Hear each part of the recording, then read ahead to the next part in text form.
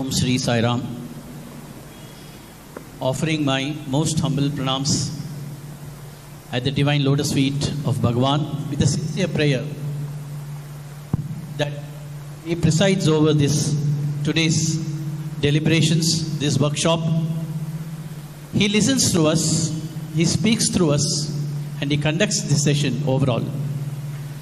Respected State President of Sri Sathya Seva Organizations, Karnataka South, Sri Venkatramana Gosavi Sir, Brother Sai Chandrasekhar, the District President of Bangalore South, Ratnakar, the District Spiritual Coordinator of Bangalore South, all the district office bearers, conveners, Mahila coordinators, a warm Sai Ram to everybody.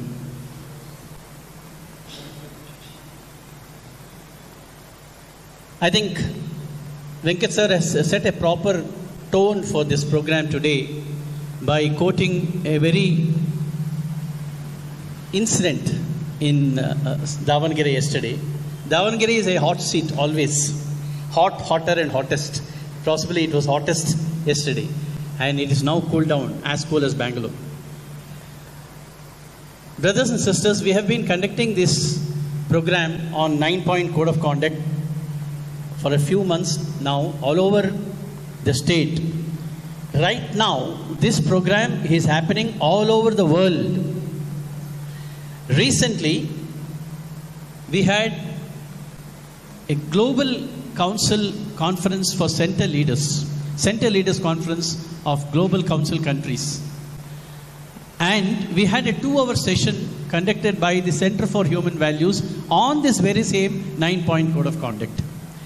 Yesterday, there were 177 office bearers of Mumbai who all gathered in Dharmakshetra, and they had a 1-day training program, workshop on 9 code of conduct. So, this is a very important ingredient for our spiritual growth. The sooner we realize that, the better it is. Yesterday I was in Vrindavan, and we had a very interesting and interactive session.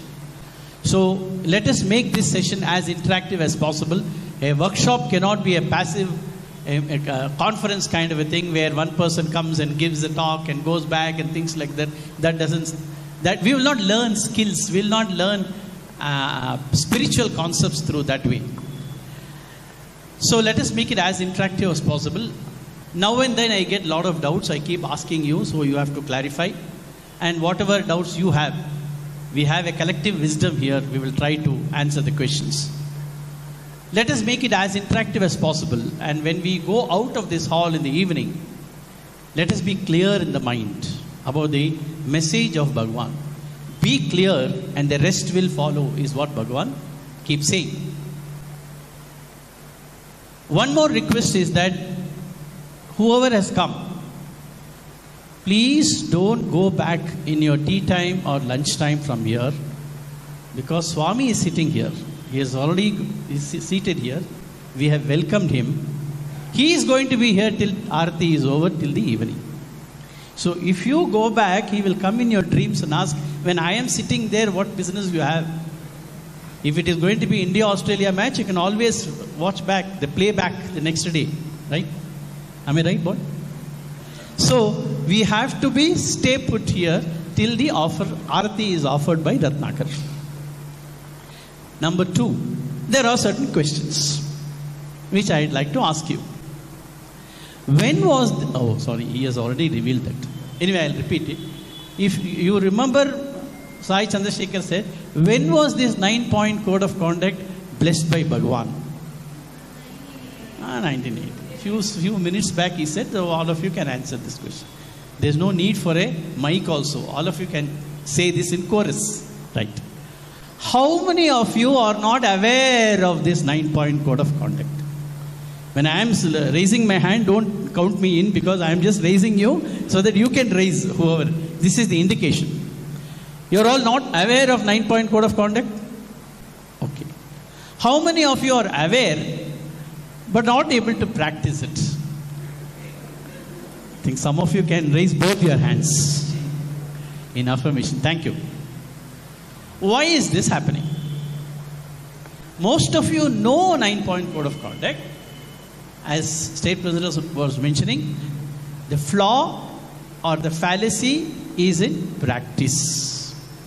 That is precisely the reason why this workshop is happening all over the world.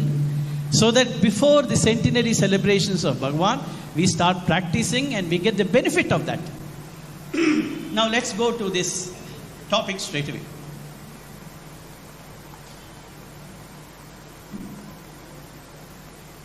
We are all born in this world with a disease. And that is my first question. What is this disease? Is the mic available? What is the disease we are all having in common? No exception. Ego. Talkativeness. You are talkative? Okay. Talkativeness. Ego. Second answer. Ignorance. Desire.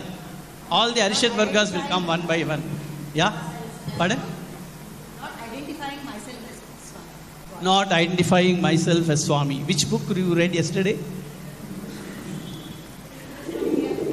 Why there is no response this side? Laziness. So you said first ignorance and now laziness. Both. Okay. He has got to say. Selfishness. Selfishness. Rebirth. Being born and traversing the life till death. Yes, please. Being born, traversing the life till death. Being born. Traversing life till death. No, I'm not asking for the aim of life. I'm asking for we are all born with a disease. So being born is a disease?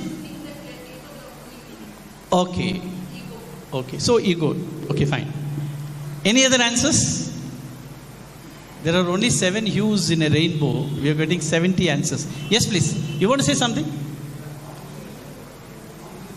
Complacency. None of this. None of this. We are all born with a disease which is common to everybody, any country you go. Human beings are born with this disease. And the disease is Bhava Roga. It's called as Bhava Roga. The name of the disease is Roga, is Bhava Roga. What is this song which Bhagawan sang when he launched his avatarhood to this world? Manasa Bhajare Gurucharan. What does that song say? Manasa Bhajare Gurucharanam. That means he appealed to the mind. Why he appealed to the mind is because in Kali Yuga, mind is the biggest culprit. And he said, Manasa Bhajare Gurucharanam. Why? Because Dustara Bhavasagara Taranam. This Bhavasagara in which we are all caught is not easy to swim across. It's very difficult to cross this ocean of samsara or Bhavasagara. That is why he says, it is Dustara Bhavasagara Saram. Very difficult to cross. Dustara Bhavasagara Taranam. So he said, Manasa Bhajare Gurucharanam.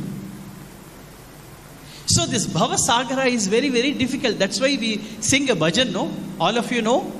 Bhavasagar se par utharo.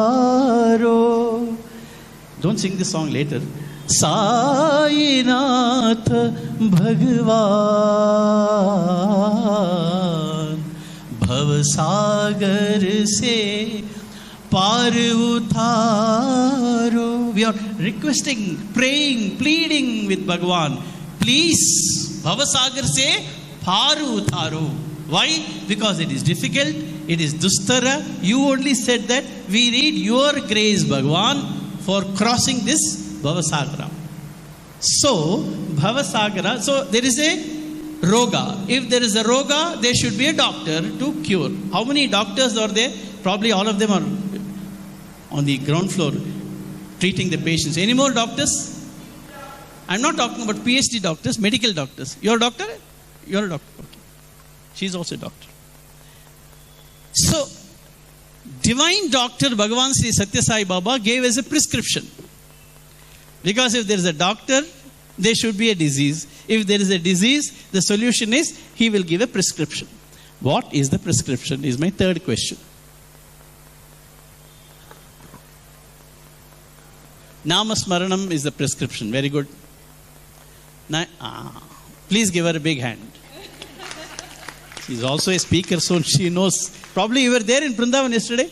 I hope not. Bhagavan Sri Satya Sai Baba gave this prescription. The prescription is 9-point code of conduct.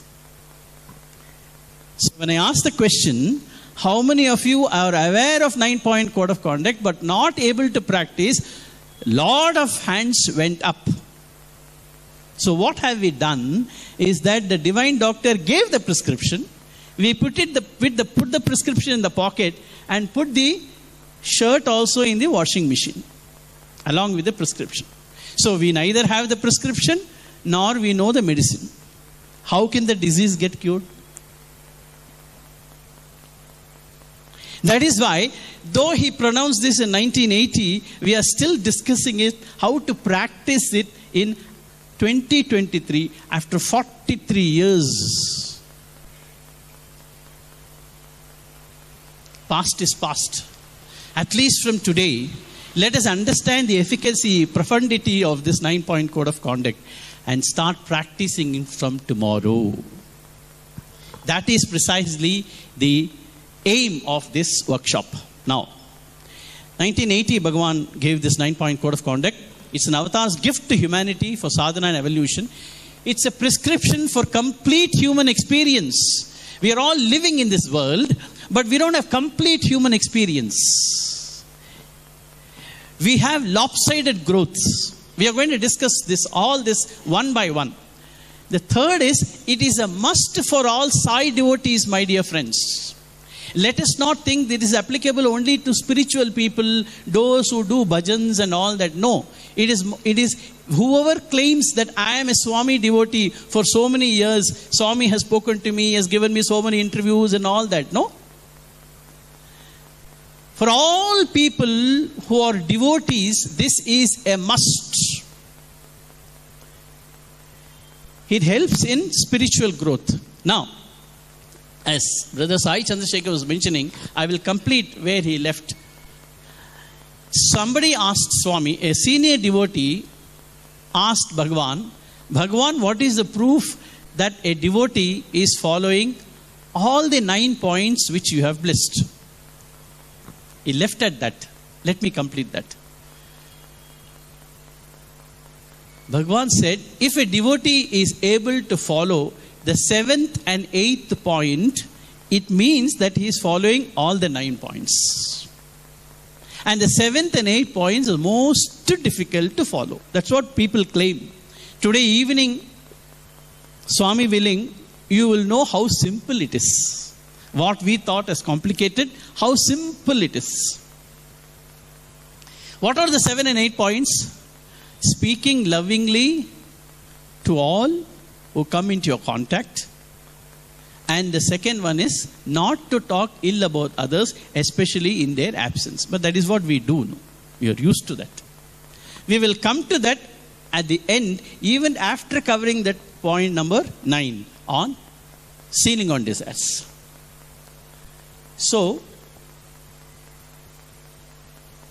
this 9-point code of conduct, Center for Human Values, have compared that with Ashtanga Yoga.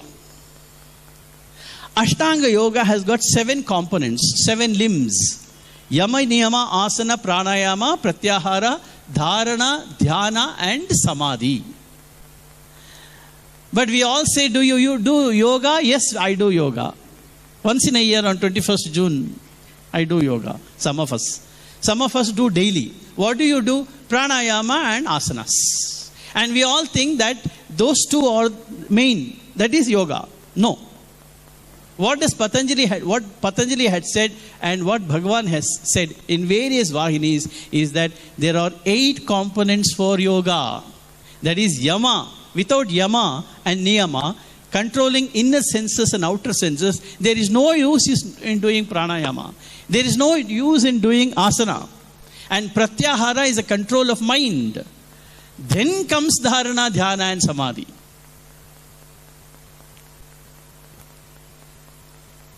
So similarly, there are 9 points, but in one way, if you look at it, 7 and 8 points are concerning to speech management, as Venkat Sir was mentioning. So if you combine those two, 7 and 8, so together, this also becomes a Ashtanga Yoga. So the way in which we do Yama, Niyama, Asana, Pranayama, Pratyahara, Dhyana and Samadhi in an order, we also need to follow this 9-point code of conduct in an order, one after the other. It is not in an examination you answer any 4 or any 5 or do whatever you feel like doing it. If we do that way, then there will be a plea, a prayer to eliminate this 9-point code of conduct. Why? Because we are not able to follow. The other day I was sharing in Central District. It seems there was a plea. Some of the devotees of Jagadguru Sankaracharya of Sringeri, he was addressing the devotees recently in Coimbatore, and he was saying that, Swamiji, kindly change the Shastras and ensure that this ritual of Sandhya Vandanam is removed from the Shastras. Why? Because we don't get time to do Sandhya Vandanam. We are not able to do. So since we are not able to do, change the Shastras. A day is not far away. If we don't conduct this kind of programs, a prayer will be there. Swami, change the 9-point code of conduct because we are not able to follow. Right? So anything can happen. So before that happens, let us understand the efficacy so that we understand the profundity and efficacy and start practicing and get the benefit before the 100th birthday of Bhagawan. At least. Better late than never. In 1967 in Chennai, Swamis gave 3 qualifications to be a Sai devotee. One is, we should be interested in our liberation. The second is, we should have unshakable faith in the name, form and teachings of Swami. And the third one, we should be recognized as a good person in the society. Now the second point is very, very important, because these days, this is all misunderstood. And the names are changing, the form is also changing. Name, form and teachings. Some of us went behind the form, forgot the teachings. That is the reason why when we ask the question, how many of us are not able to practice, most of us raise our hand. Name, form and teachings is very important. So this is the condition or a prerequisite put by Bhagawan in 1967. These are the 9 points which we are going to cover today. I will not go in detail. Now, this 9-point code of conduct can be analyzed in various angles. One angle is that if we do follow this 9-point code of conduct, if we can practice this, we will be able to follow sadhana at 3 levels. Personal sadhana, family sadhana and community sadhana. It is a pill. It is a prescription. We don't have to go through the composition of the prescription. ಆ ಮಾತ್ರೆಯಲ್ಲಿ ಏನೆಲ್ಲ ಗುಣಗಳಿದೆ, ಏನು chemicals ಇದೆ ಅಂತ analyse ಮಾಡಬೇಕಾಗಿಲ್ಲ. We only have to swallow, that's all we have to do. Which means that we have to practice this 9-point code of conduct. If we can practice that automatically, unconsciously, without our effort, the certain effects takes place. One of that is this. If we can follow daily meditation and prayer, regular study of Sai literature, speaking lovingly and softly with everyone, not talking ill about others, and following ceiling on desires, we will be doing personal sadhana automatically. Secondly, family sadhana, participation in Bal Vikas program, ensuring that our children go to Bal Vikas, family prayer and bhajans once in a week. If we follow these 2 points, our first family sadhana is taken care. Community service, participation in community service and attendance of in bhajans and Nagar Sankirtan once in a month, community sadhana is taken care. So personal sadhana, community sadhana and family sadhana are taken care automatically just by following this 9-point code of conduct. This is one angle. The second angle is we have 5 runas, 5 debts. As human being, we have 5 debts. One is Deva Runa, Rishi Runa, Pitru Runa, Samaj Runa and Bhuta Runa. Now, all these runas can be taken care by following 9-point code of conduct. How? Deva Runa can be taken care by following daily meditation and prayer, family prayer and attendance of bhajans and Nagar Sankirtan once in a month. Deva Runa is taken care. Rishi Runa, by regular study of Sai literature, Rishi Runa is taken care. How? How Rishi Runa can be taken care by just a study of Sai literature, not you, sir. I want him to answer. You will definitely answer. Can you guess?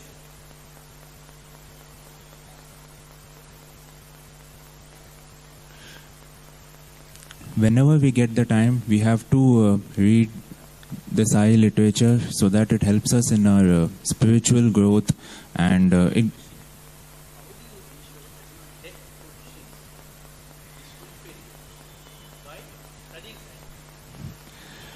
by doing good deeds.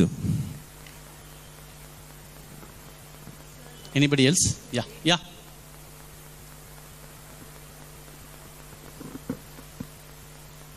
ಅವರು ನಿಸ್ವಾರ್ಥವಾಗಿ ಧ್ಯಾನ ಮಾಡಿ ಎಲ್ಲರಿಗೂ ಒಳ್ಳೇದಾಗಲಿ ಅಂತ ಮಾಡ್ತಾರಲ್ಲ ಋಷಿಗಳು, ಆ ಥರ ಎಲ್ಲರಿಗೂ ಒಳ್ಳೇದಾಗಲಿ ಅಂತ ಮಾಡೋದೊಂದು ಗುಣ ಅನ್ಕೊತೀನಿ.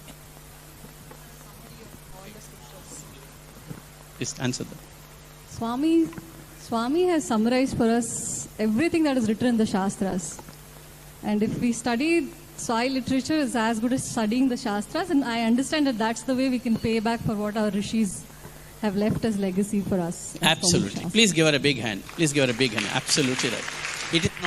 It's not summary. The entire Shastras, whatever Swami has spoken is there in Shastras, it is there in Vedas and Upanishads. So, if you can study that Sai literature, we will be showing our gratitude and fulfilling the debt of the rishis. Samajarana, it's very simple. Sealing on desires, if we can follow, sealing on desires, not talking ill of others and speaking softly and lovingly, we will be fulfilling the Samajarana. Bhutaruna can be fulfilled by community service. How? When we do medical camps, like what is happening now, we also may do veterinary camps.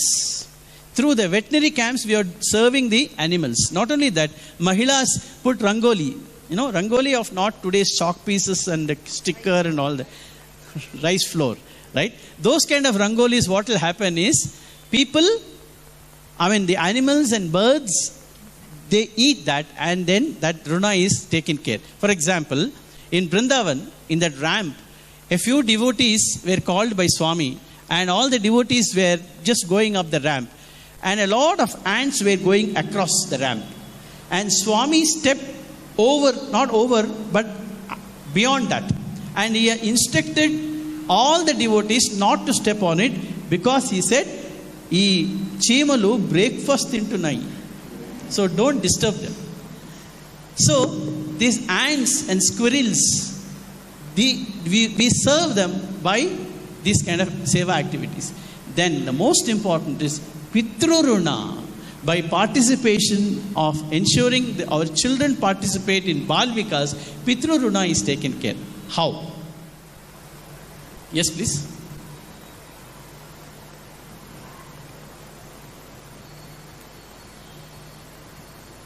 అమావాస్యకి తర్పణం చేస్తారు కదా, తర్పణం చేస్తే అది పితృరుణం కొంతవరకు తీరుతుంది. అది కాదు నేను అడిగేది, participation of children in ball Vikas మన పిల్లల్ని బాల్య వికాస్ పంపిస్తే పితృరుణ తీరుస్తుందని చెప్తున్నారు కదా, అది ఎట్లా అనేసి. అంటే అక్కడ చెప్పేవి విని వీళ్ళు పిల్లలు ఆచరిస్తే పితృరుణ ఎట్లా తీరుస్తుంది అని. Anybody else? Yeah.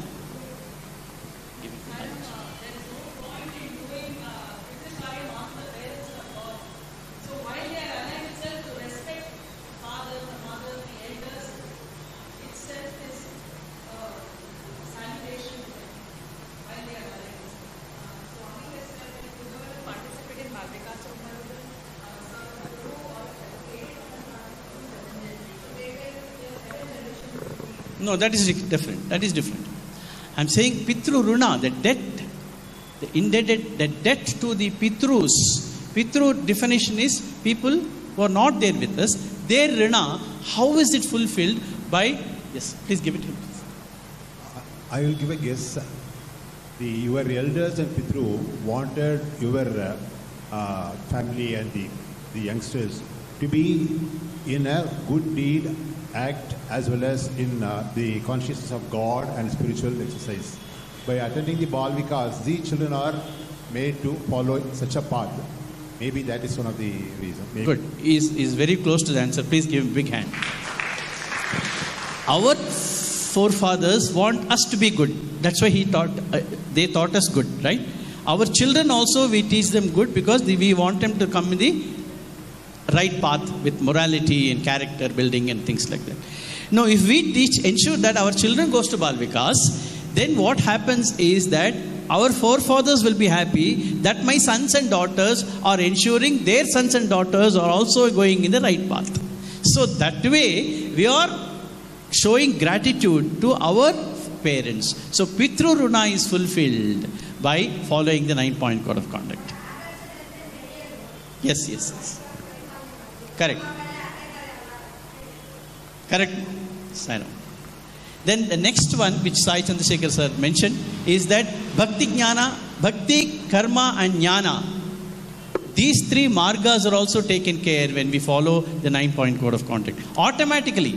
So 1, 2 and 4 takes care of Bhakti Marga.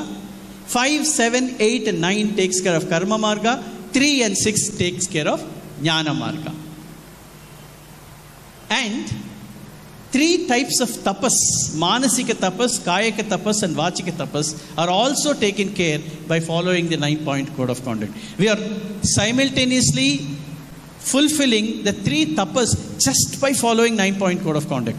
1 to 9, all the points will take care of the manasika tapas. 1 to 8 with body, the tapas with body, and vachika tapas by 6, following 6, 7 and 8 points. So 3 types of sadhanas, 5 runas, 3 tapas, all this is taken care by just following the 9-point code of conduct. So a mere practice of this 9-point code of conduct practice fulfills the 3 eligibility, 5 debts, 3 sadhanas and 3 margas and also 3 tapas. That is all we have to do. Practice this 9-point code of conduct, and these are all the benefits that we get from practicing the 9-point code of conduct. So with this, I conclude my presentation. We will be following up with this with all the points, 1 to 9. All the points we will be discussing, and any questions are there, you can always put it in the chits which is given to you, or then and there ask any questions.